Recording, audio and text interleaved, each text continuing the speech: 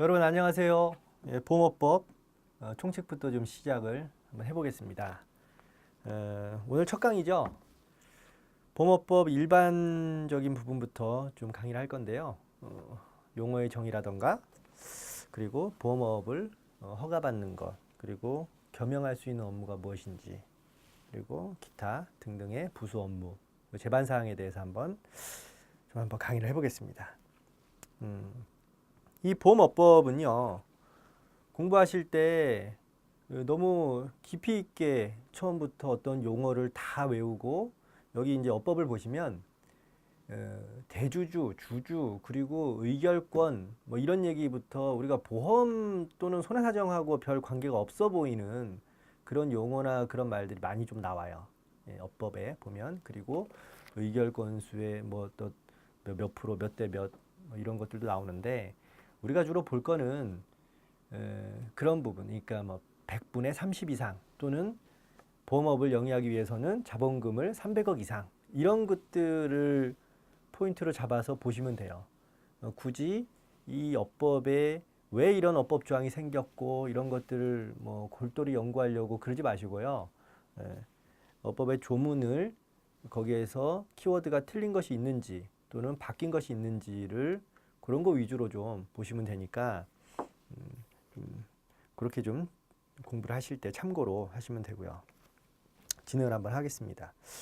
보험업법의 의의. 어법의 의의는 뭡니까? 우리 저 보험계약자를 보호하기 위한 거예요. 보험회사를 보호하려고 하는 게 아니다라는 거죠. 그러니까 상대적 약자를 보호하기 위해서 하는 것이고요. 그래서 이 보험업법은 민영보험의 규율을 목적으로 하고 있습니다. 그래서 공용보험, 즉 우체국보험이나 또는 국민건강보험, 이런 것들은 이 보험업법의 지휘감독의 대상에 해당되지 않아요. 그리고 이 보험업법의 성격은 상법의 특별법의 지위를 갖는다. 이 정도만 이해하시면 되죠. 그래서 보험업법은 뭐 공법적 규정과 사법적 규정이 있다라고 하는데, 뭐 이거는 공법적인 성질의 규정은 결국 실질적인 감독하고 보험회사를 규제하는 거니까 그런 것이고, 뭐 사법적 성질은 어떤 회사의 설립 뭐 이런 부분이니까 이런 것들은 중요하지 않아요. 네, 넘어갑니다. 그래서 보험업법의 목적을 보면 방금 말씀드린 것처럼 결국 보험업을 영위하는 자, 보험회사가 이 보험업을 투명하고 건전하게 꾸려나가느냐, 그걸 보는 거죠.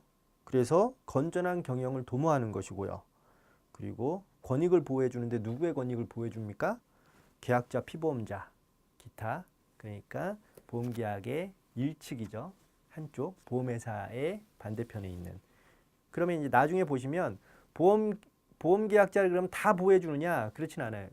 이게 이 보험계약자, 피보험자라는 개념은 상대적 약자를 얘기하는 거지, 동일한 선상에서의 전문 보험계약자는 뭐 보험업법에서는 굳이 그거를 보여줄 목적은 없을 것 같아요. 그러니 이것도 그리 중요한 건 아닙니다. 일반적으로 읽어만 봐도 이해가 되는 내용들이에요.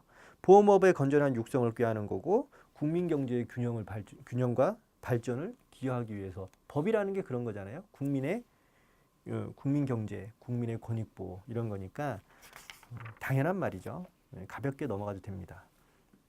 용어의 정의를 한번 보시죠. 책을 보시면 보험 상품이 뭐냐? 보험 상품 정의를 해놨죠. 보험은 굉장히 많죠.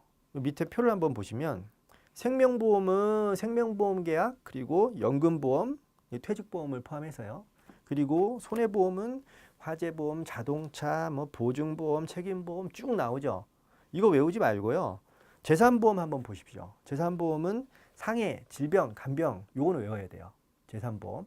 그러면 나머지 간병보험에는, 그러니까 재산보험에는 상해, 질병, 간병, 그러니까 상질, 간, 그냥 이렇게 외웁니다. 앞 글자만 따가지고요. 상질, 간, 상해, 질병, 간병. 그리고 생명은 당연히 생명보험, 연금보험. 나머지는 이제 손해보험이죠. 그렇게 되는 거죠. 그러니 줄줄이 다 외울 필요 없고요.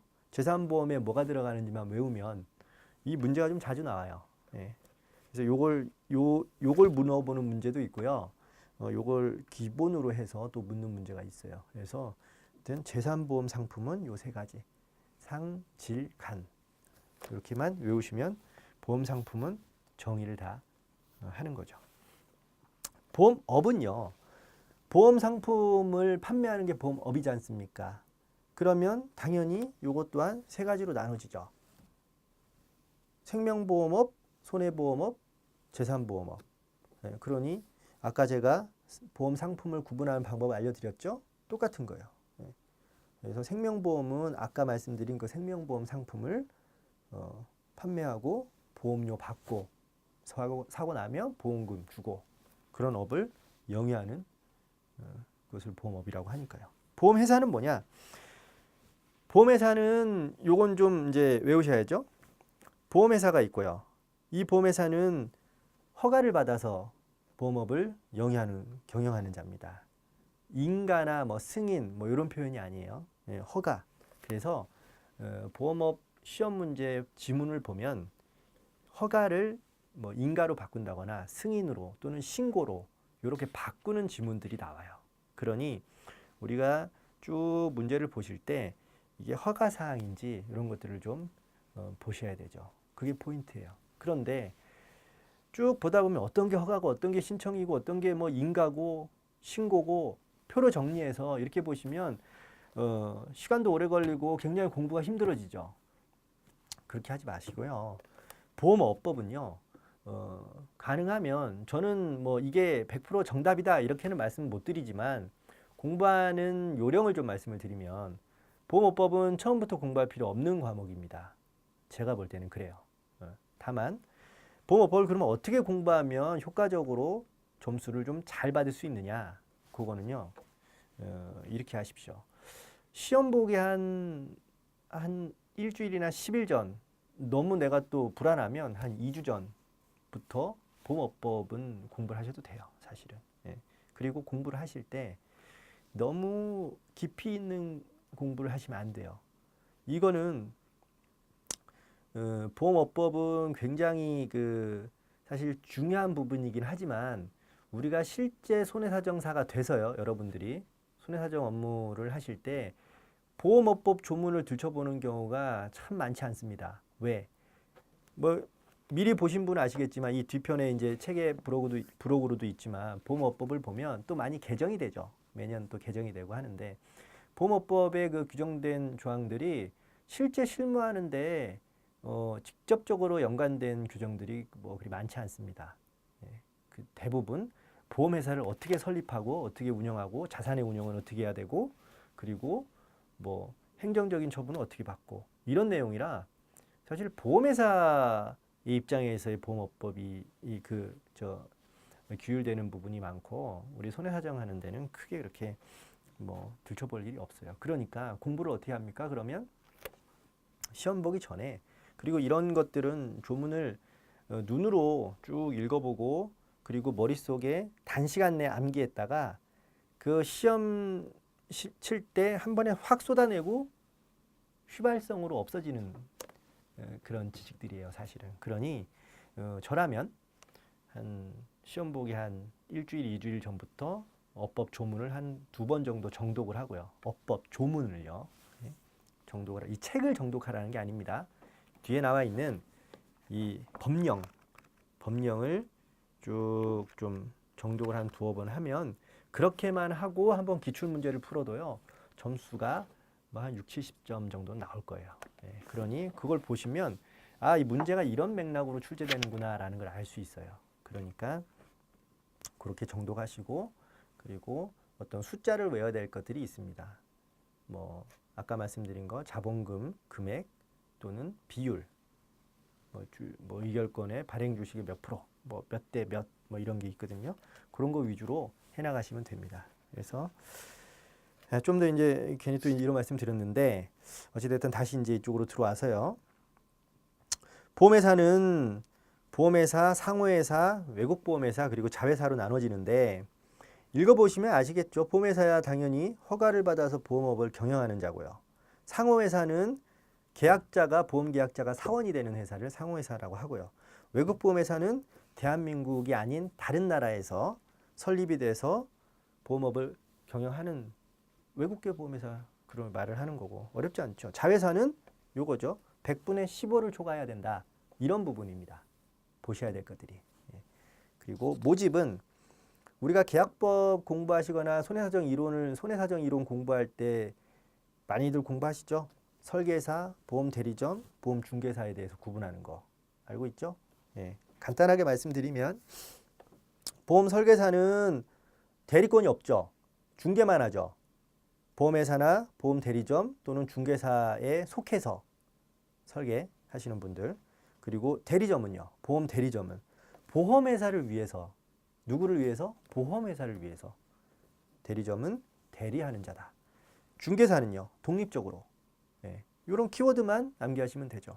독립적으로 중개하는 자. 넘어가시고요. 보험회사, 보험업법에 대해 하다 보면 이제 자산 운용에 대해서 나오는데 이건 그렇게 중요하지 않아요. 한번 쭉 이 자산 운용에 대한 조문을 좀 읽어보시면 되고요.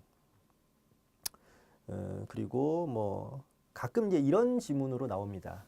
예컨대 뭐 대통령령으로 정하는 신용공여의 범위 해서 쭉 나오다가 이런 내용은 보면 금융위원회가 정해서 고시한다라는 것이 정답인데 금융위원회가 아니고 뭐 금융감독원에서 고시한다라던가 이런 식의 지문으로 바꿔내죠.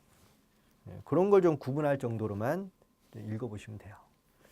그리고 특별 개정이나 항목별 합계액이나 이런 것들도 한번 읽어보시고요. 이걸 막 일일이 외울 필요는 없을 것 같아요. 그리고 대주주. 여기에서 대통령령으로 정하는 특수한 관계에 있는 자라고 해서 대주주의 이 특수관계인을 얘기를 하고 있는데 이 중에 쭉 보시면요.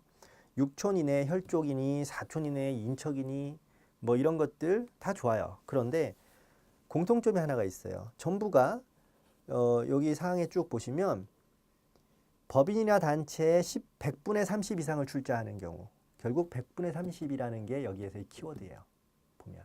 그러니 쭉 읽다 보시면 본인 혼자서 또는 그 외에 감옥에서 암호까지 쭉 나오죠. 그런데 결국엔 뭡니까? 100분의 30 이상을 출자하거나 이렇게 나오죠. 그러니 이런 류의 대주주에 대해서 묻는 문제 또는 이런 문제가 나오면 먼저 지문에서 100분의 30이라고 쓰고 있는지 이상이라고 하고 있는지 또는 이하 또는 초과 이런 쪽으로 살짝 말이 바뀔 수 있으니까 그런 걸 포인트로 좀 보시면 돼요. 주요 주주는 그러면 뭐냐? 누구의 명의로 하든지 자기 계산으로 해서 의결권이 있는 발행 주식 총수의 100분의 10 이상 이렇게 보시면 되고요. 그리고 쭉 내려보시면 바로 밑에 임원의 임면 등의 방법으로 금융회사의 중요한 경영사항에 대해서 영향력을 행사하는 주주로서 누가 정하는 자? 대통령령으로 정하는 자입니다. 그렇게 이게 이제 대통령령이 아니고 뭐 총리령으로 정하는 자. 그러면 틀린 게 되겠죠. 그런 형태로 봐주시면 돼요. 기출 문제가 늘 보시면 이제 그런 형태로 문제가 정답과 오답을 걸러내는 형태로 나옵니다. 그래서 대통령령으로 정하는 자에 보면 발행 주식 총수의 100분의 5 이상 또는 이 금융투자업자가 다른 금융투자업을 영위하는 경우에는 100분의 1 이상을 소유한 사람. 그리고 밑에 보시면 금융회사가 금융투자업자가 아닌 경우에는 금융위원회가 정해서 고시하는 주주. 금융위원회입니다. 금융감독원 뭐 이런 거 아닙니다. 뭐 행정자치부 뭐 이런 재정기획부 이런 게 아니고요. 금융위원회다 보시면 되고. 보험계약자는 전문보험계약자와 일반보험계약자로 나눌 수 있어요. 책에 보시면 전문보험계약자를 국가, 한국은행 그리고 대통령령으로 정하는 다음에 금융기관 해가지고 한 15가지를 쭉 추려놨죠. 근데 이걸 다 외울 필요가 있느냐? 없다 이거죠. 전문보험계약자는 보험계약에 대해서 전문성을 가지고 있다라고 판단하는 거예요. 그러니 국가나 한국은행, 금융 쪽, 보험 쪽의 전문기관, 전문 회사들은 당연히 전문 계약자라고 볼 수 있죠. 그런 내용입니다. 보시면 금융지주 회사, 농협, 상호저축은행 뭐 이런 것들이죠. 그리고 그 밖에 대통령으로 정하는 지자체, 지방자치단체, 예. 그리고 쭉 보시면 각종 특별법에 해당되는 법령의 특별법에 따라서 예금보험공사나 뭐 이런 것들 그래요. 그러니 이걸 외우라는 게 아니에요. 이거 외우실 필요 없죠. 예. 보시면 이와 같은 맥락의 회사들이 전문 계약자구나, 보험계약자구나만 이해하면 되죠. 그리고 일반 보험계약자 한번 보시죠. 보시면 전문 보험계약자가 아닌 보험계약자를 말한다라고 하고요. 일반 보험계약자의 그러니까 전문 보험계약자가 아닌 자를 일반 보험계약자라고 하는데, 다만 이 단서 조항을 한번 보시죠. 여기 이제 시험 문제에 나올 수 있는데, 전문 보험계약자 중에서 대통령령으로 정하는 자가 일반 보험계약자와 같은 대우를 받겠다라고 보험회사에 서면으로 통지를 해야 돼요. 서면 통지입니다. 그리고 보험회사가 정당한 사유가 없으면 이를 동의해야 되는데, 그때 보험회사가 동의를 하면 보험계약자는 일반 보험계약자로 본다라고 하고 있어요. 그래서 대표적인 경우가 이 밑에 있죠. 그러면 대통령령으로 정하는 자가 누구냐?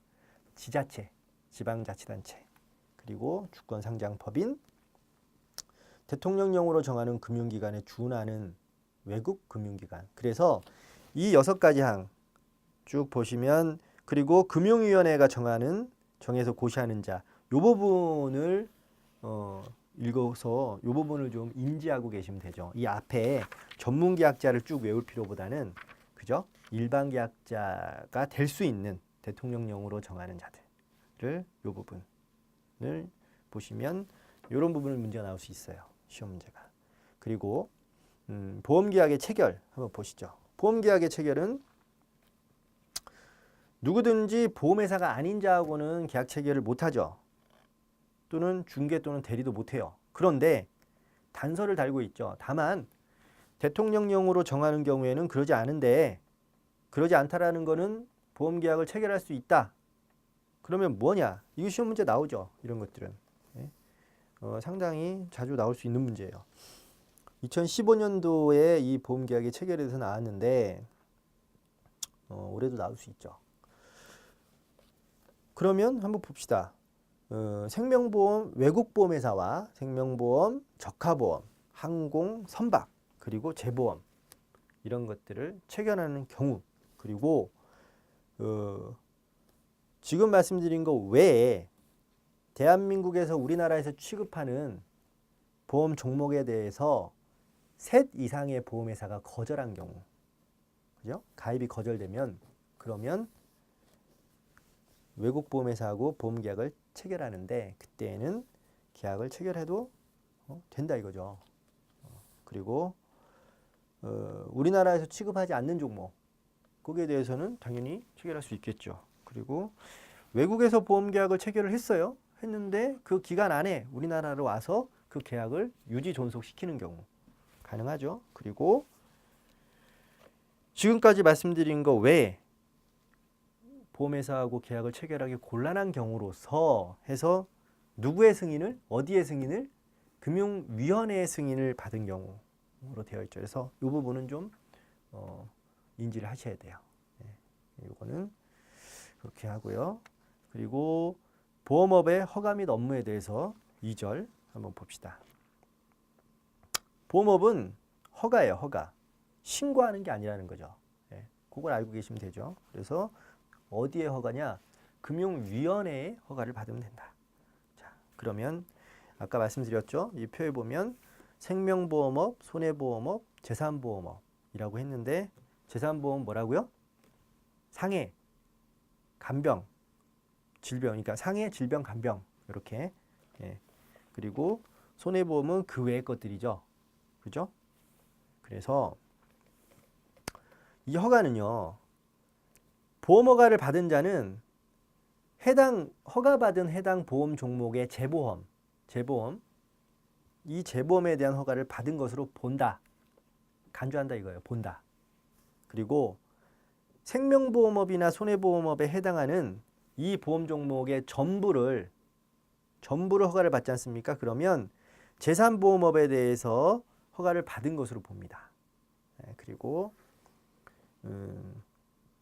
여기 책에 보시면 생명보험업 또는 손해보험업에 해당하는 이 손해보험에 해당하는 종목의 전부에 대해서 허가를 받으면 그러면 신설되는 이제 단서 조항이 있긴 하죠. 경제 질서의 건전성을 해치지 않는다라는 전제 조건을 두고요. 그런 사실이 없으면 그러면 신설되는 보험 종목에 대한 허가를 받은 것으로 본다 하는 것이고요. 그리고 재산보험업에 대해서 허가를 받은 자는요. 재산보험업에 부과되는 보험 종목을 취급할 수 있다. 그러니까 재산보험에 대해서 허가를 받은 자는 다른 보험이 아니고 재산보험에 부과되는 보험 종목만을 취급할 수 있다. 이 얘기를 하는 겁니다. 그래서 어렵진 않죠. 근데 이런 거 읽어보세요. 그리고 외국 보험회사의 국내 지점은 보험업법에 따른 보험회사로 본다. 그런 내용이고요.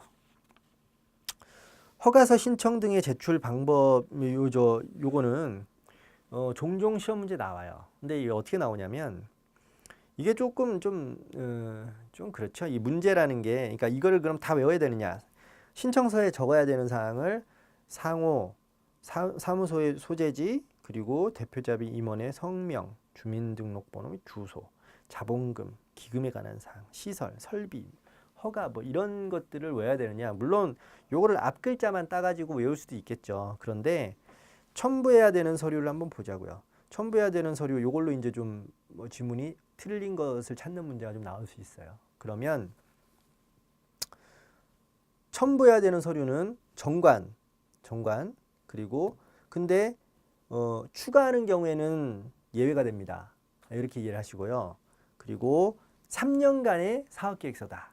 3년 기억하시고 그리고 경영하는 보험업의 기초서류 중에서 사업방법서 요거를 첨부해야 되고 그 외에 대통령령으로 정하는 겁니다. 총리령이 아니에요. 그래서 누구누구의 령 이런 걸 보면 이게 대통령령으로 하는 건지 총리령으로 하는 건지 이런 것들만 좀 구분해서 보시고 하면 되겠죠. 그래서 첨부해야 되는 서류 정관 3년 기억하시고요. 그리고 대통령령이다. 이 정도 기억하시면 될 것 같아요. 그리고 얘는 이제 여기 쭉 보시면 허가 요건이 있는데요. 요것도 뭐 나올 수 있겠죠.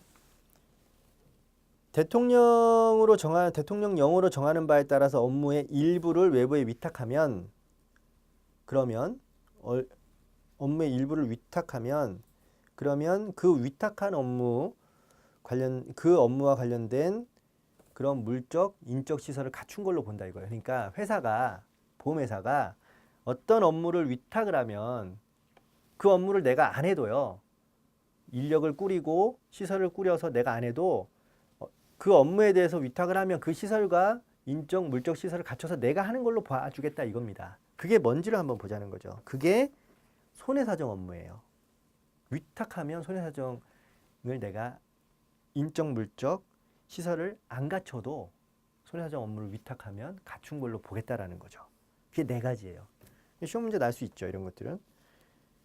손해사정 업무, 보험계약 심사, 조사 업무, 그리고 보험금 지급 심사를 위한 사고 조사 업무, 그리고 보험회사의 전산 시스템 있죠. 개발, 운영, 유지, 보수에 관한 업무. 그죠? 요 네 가지 정도는 보시면 될 것 같고. 그리고 이제 쭉 내려오시면요. 건전성, 재무 상태 건전성에 대한 얘기를 하는 것이 있어요. 요 이제 건전한 재무 상태와 사회적 신용이라고 해서 허가 요건에 해당되는 것 중에 하나인데 여기에서 보시면 읽어보시면 뭐 어려울 말은 없는데 최근 3년간 채무 불이행 등으로 건전한 신용 질서를 해친 사실이 없을 것. 최근 3년이다. 요거 기억하시고요. 그리고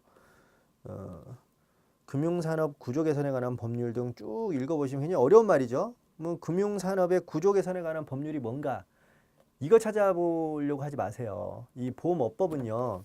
여기 나오면 여러 가지 또 금융 관련 법률이 나와요. 근데 그러면 왜 이런 것이 나왔을지 하고 또 뭐 인터넷 찾아보시고 여기 보면 부실 금융기관으로 지정이 되면 어떻게 해야 부실 금융기관으로 지정이 되는지 이런 걸 찾아보시려고 하지 마시고 괜한 궁금증을 가지고 에너지를 낭비하지 마시고요. 여기에 나오는 우리 이 법령에 나오는데 보면 3년인지 최근 3년인지 뭔지 이런 것들만 좀 보자는 거죠. 그래서 이런 것들은 좀 스킵하고 넘어가도 돼요.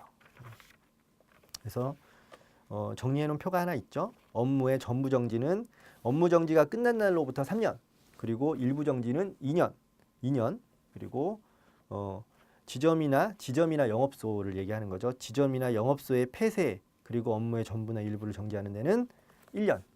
이렇게 3년, 2년, 1년. 전부 정지는 3년, 일부는 2년, 그리고 지점이나 영업소의 폐쇄, 그리고 업무의 전부나 일부를 정지할 때는 해당 조치 받은 날로부터 1년.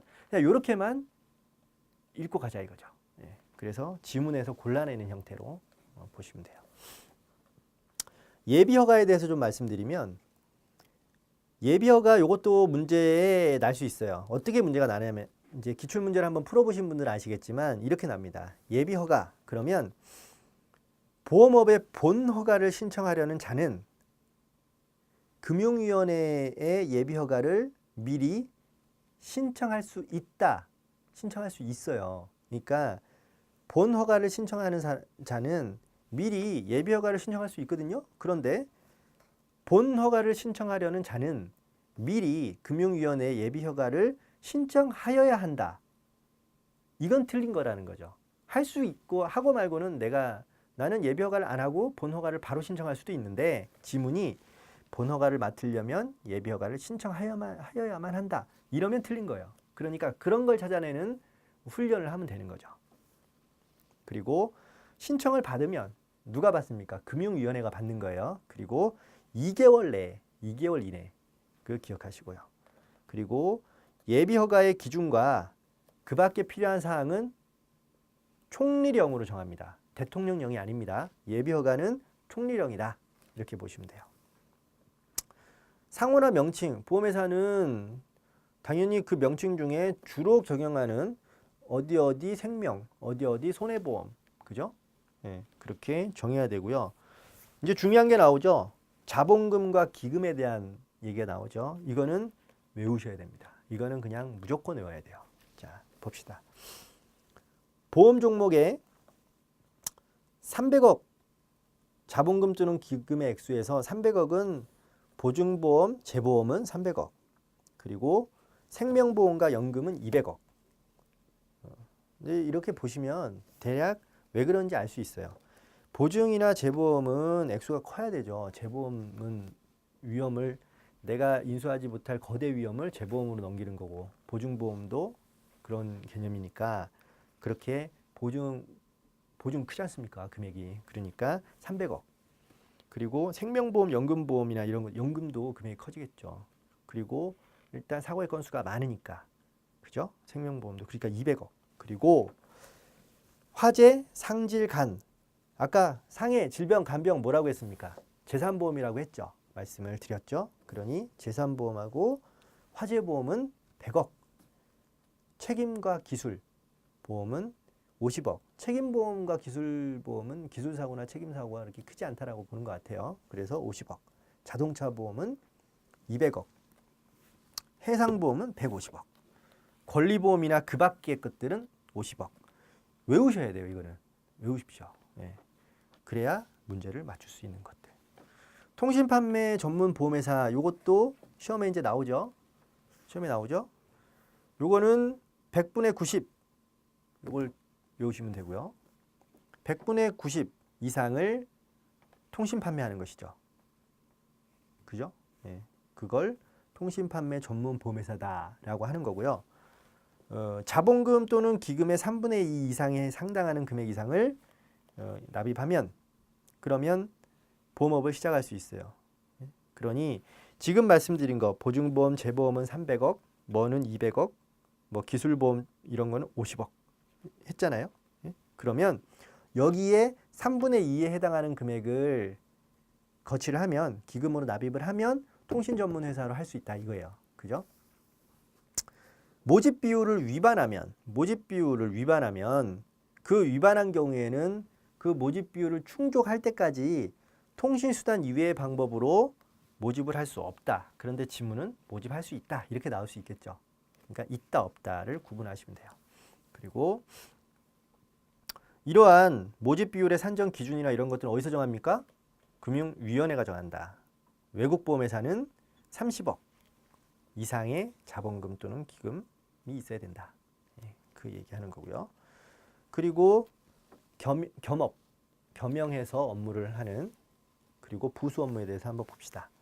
원칙적으로 보험회사는 생명보험과 손해보험을 겸업을 할 수 없어요. 없습니다. 그런데 예외가 시험에 나올 수 있겠죠. 예외. 그렇지만 지금 말씀드린 요 부분은 가능하다. 생명보험의 재보험 또는 재산보험의 재보험은 가능하다. 그리고 밑에 보시면 다른 법령에 따라 겸용할 수 있는 보험 종목으로서 대통령령으로 정하는 겁니다. 그럼 그게 뭐냐? 조세특례 제한법에 따른, 그냥 이렇게 외우십시오. 연금저축보험, 그리고 퇴직보험은 가능하다. 그리고 재산보험의 보험 종목에 부과되는 보험이다라고 해가지고 이것도 시험 문제에 나와요. 대통령령으로 정하는 기준이 이게 뭐냐? 보시면 요 세 가지. 만기가 80세 이하고 2억 원 이내 개인당, 80세 이하 2억 원 이내, 그리고 만기 시에 지급하는 환급금이 납입보험료 합계 범위 내, 요 세 가지만 외우시면 돼요. 그리고 보험회사의 겸용 업무는 겸용을 하려면 그 시작하는 날 7일 전까지, 요것만 암기하시면 돼요. 7일을 보시면 되고요. 7일 전까지 신고합니다. 신고. 그래서 밑에 있는 것들은 쭉 그냥 뭐 눈으로 한 번씩 읽어보시고, 여기 보시면 대통령령으로 정하는 금융 관련 법령에서 정하고 있는 금융 업무는 뭐냐? 자산 유동화에 관한 법률에 따른 유동화 자산의 관리 업무. 어렵죠? 그러니까 그냥 이런 걸 하나보다 하고 넘어가셔도 돼요. 그리고 보험회사의 부수 업무는 신고하는 겁니다. 신고. 7일 전까지 신고하는 겁니다. 허가를 받는 게 아니에요. 지금 겸업도 신고하는 거죠. 부수 업무도 신고하는 겁니다. 근데 며칠 전까지요? 7일 전까지. 그렇게 보시면 되고요. 쭉 보시면 회계 처리 방법이 나와요. 겸용 업무하고 부수 업무의 회계 처리를 쭉 보시면 뭐 수입보험료의 1000분의 1 또는 10억 원 중 많은 금액, 요런 내용이 나옵니다. 요 부분만 좀 기억을 하고 계시면 되겠죠.